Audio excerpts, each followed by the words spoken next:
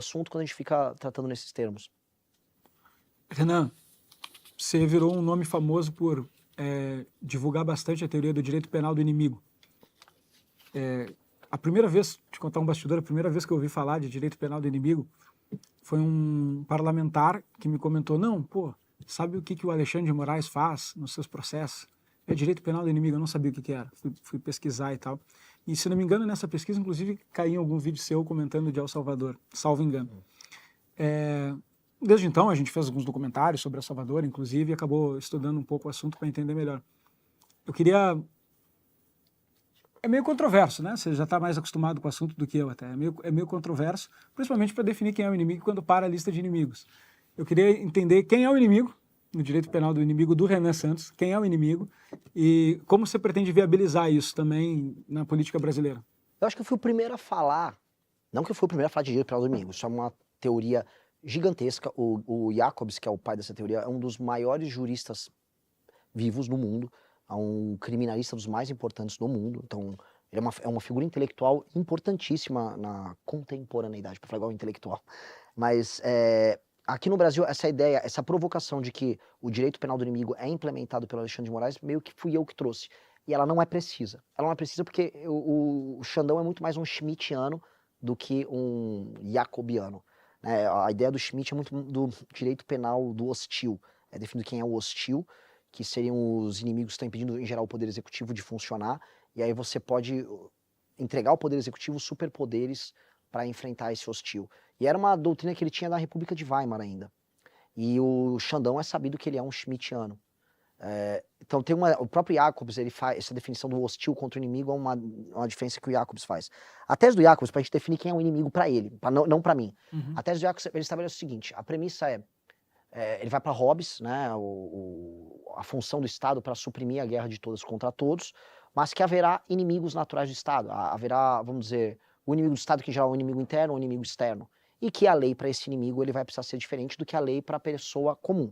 Ele estabelece 3 tipos de inimigos do Estado que operam recorrentemente contra o Estado, que é a pessoa que impinge que ataca através do terror, do uso da violência indiscriminada, negando a ordem constitucional, o criminoso sexual e as grandes organizações econômicas criminosas. Ele usa esses 3 exemplos. Então, na teoria dele, ele vai conceituar que esses 3 seriam os inimigos.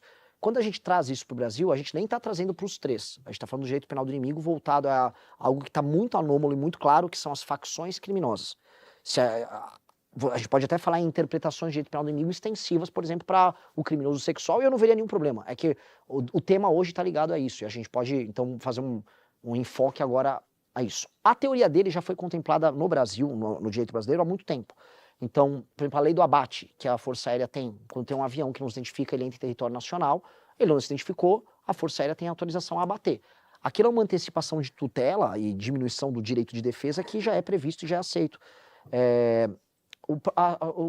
O próprio GCRIM, quando você tem, por exemplo, julgamentos que vão ser mais rápidos, o processo criminal todo vai ser mais rápido, já é uma aceleração do processo que é prevista no direito penal do inimigo também. São 2 elementos aqui, existem outros também. A lei antiterror, ela é uma lei que é fundada no direito penal do inimigo, ela tem em si a ideia de antecipação de tutela nos atos preparatórios. Então, por exemplo, se uma pessoa está com uma bomba e você já detectou, esse cara de um grupo terrorista, ele está com uma bomba indo para a Avenida Paulista. A própria redação da lei que prendeu o Bolsonaro. Exato. A lei contra crimes contra a democracia, etc., que é uma atualização da lei de segurança, ela também prevê essa antecipação de tutela. Isso também é trazer para si o elementos do direito penal do inimigo.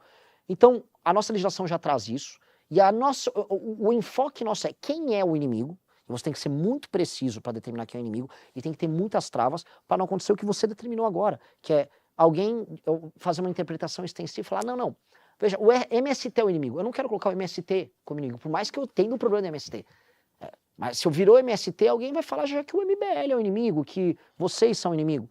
Então, a definição tem que ser muito estrita, muito fechada, e essa definição estrita e fechada vai permitir que, aí sim, os organismos de investigação determinem quem são os indivíduos, os agentes, as pessoas jurídicas também que estão atuando nesse corpo, e aí esse direito penal do inimigo vai ser utilizado contra eles. Então, para você, o inimigo hoje são as facções criminosas. Hoje, assim, não que não existam outros inimigos contra a ordem democrática operando aí. A questão fundamental é que há um compromisso de não acontecer essa externalidade que você falou. Então, a preocupação em você não gerar um poder que vai atingir a todos tem que estar, assim, aquela coisa do Homem-Aranha, com grandes poderes vem grandes responsabilidades. Então, se a gente está querendo efetivar o uso desses poderes contra o crime, nós não podemos permitir que ele saia desta caixa. Ela tem que ser uma caixa hermeticamente fechada. E como implementar isso? A implementação, assim, já passou um projeto de lei que basicamente é direito penal do inimigo. Foi essa lei das facções. A lei já trata disso. Eu acho que agora a gente tem que fazer uma regulamentação para que os órgãos da Polícia Federal, os órgãos estaduais, Ministério Público, possam começar a determinar, no processo de investigação, quem são esses membros. Acho que nós temos que ter outras alterações, especialmente na lei de execução penal, que possam atingir ali o cumprimento das penas. E ali entra o papel de guerra do Estado. A questão toda é que essa discussão sobre o direito penal do inimigo, que a imprensa ficou focando muito nisso conosco, ela foi em 70% do caso já antecipada nessa legislação que passou. Ou seja, já há uma aceitação por parte do Estado, isso já está recebido por parte do Estado, por vias do processo legal, a ideia de que esses agentes anômalos eles terão uma legislação diferente para eles. E uma coisa que a gente vai agregar a isso, que precisa ter, são tribunais especiais para julgamento de facções, ou seja, um juiz e um promotor que estão investigando eles não podem tornar público. O bandido não tem condição de saber quem é um juiz, ele não pode saber quem é o promotor que está investigando ele, tampouco o juiz que está fazendo a operação contra ele. Isso já tem na Itália, é oriundo da lei antimáfia, que também é em grande medida inspirada nesses princípios do direito penal do inimigo.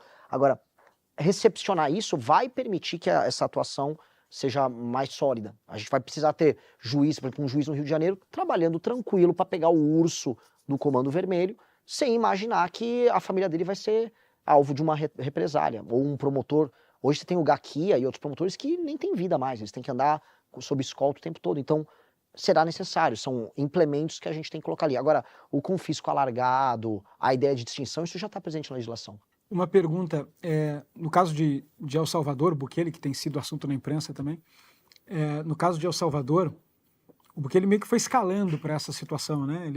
No início ele tentou fazer de outras formas e acabou que ele precisou eleger Congresso, substituir todo o Supremo, substituir a Procuradoria-Geral da República e tudo mais, para concentrar todo esse poder.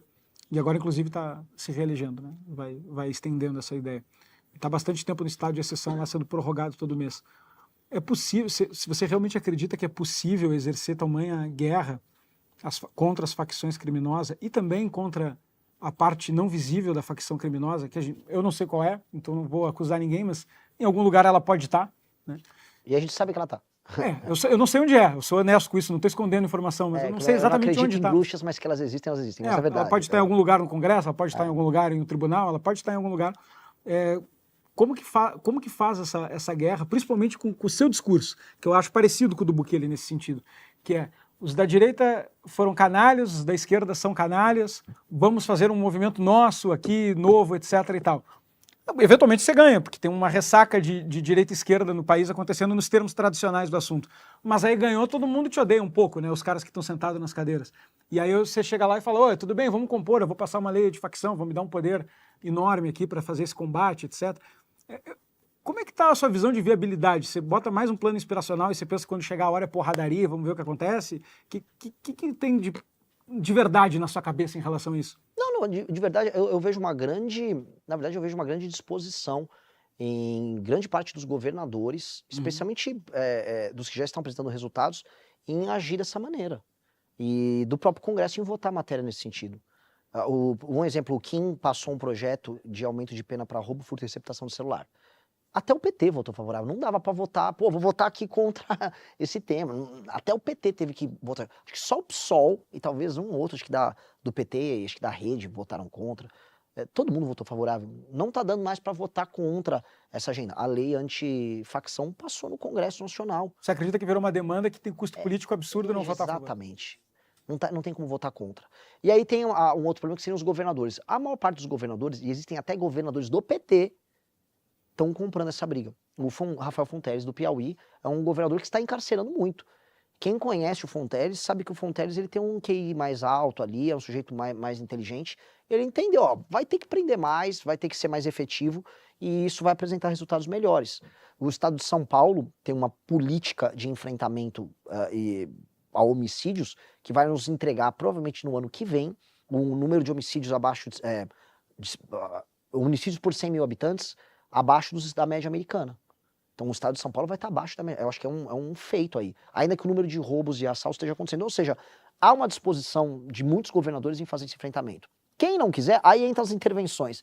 Se no Ceará ganha o Eumano, eu já fui processado e condenado na hora pelo Eumano 2 vezes no Ceará. Por quê? Porque todo mundo sabe que o Eumano está deixando acontecer o que está acontecendo no Ceará. O Ceará é um caso muito mais grave do que o Rio de Janeiro. É um estado de infiltração, de banditismo, de ocupação territorial, tem tudo acontecendo ao mesmo tempo. O Comando Vermelho está tomando o entorno do porto de Pecém, porque todo mundo sabe que eles querem fazer pelo porto de Pecém no Ceará o que o PCC faz por Santos, que é exportar droga, que é aí que tá os bilhões estão aí. E todo mundo sabe o que está acontecendo e nada está sendo feito. Pois bem, se o Eumano não quiser compartilhar dessa política, para te dar um exemplo, ó, passamos essa legislação, virou o ano, começou o mandato, vou atuar lá no Ceará, Eumano, vamos lá, ó, eu quero colocar as forças federais para te ajudar, vamos reocupar Santa Quitéria, vamos soltar vamos liberar a região do Pecém e a região metropolitana de Fortaleza. Ele, não vou. Não vai.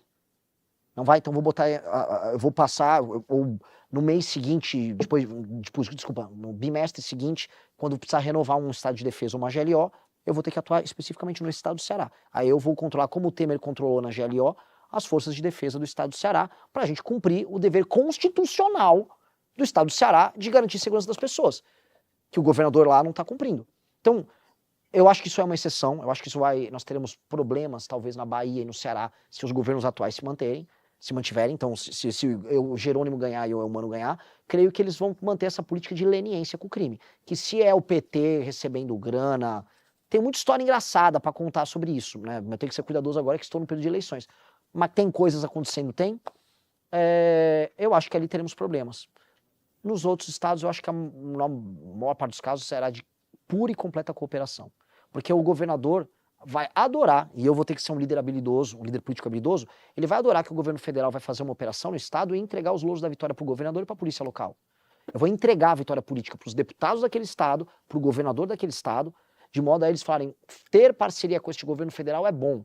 Eu quero criar esse tipo de vitória política. Não tenho nenhum problema em os governadores levarem todo o louro político. Então o Tarcísio vai querer levar o louro político. Leva tudo, Tarcísio. Que o Fontelli lá no Piauí quer levar, leva tudo. Não tem problema nenhum. O lance é, no todo, a gente desmonta essas operações das facções.